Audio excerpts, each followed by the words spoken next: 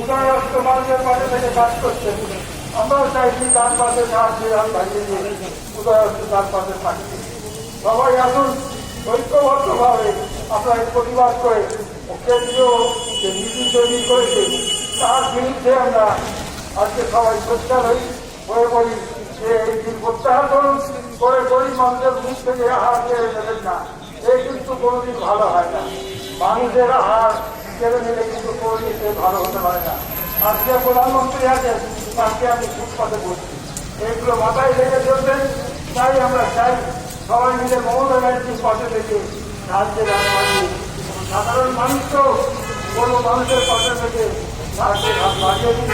সেটা কেন্দ্রীয় যে বিলের বিরুদ্ধে আমরা সবাই সোচ্চার হই। সবাইকে ধন্যবাদ জানিয়ে আমার বক্তব্য শেষ করলাম। নমস্কার।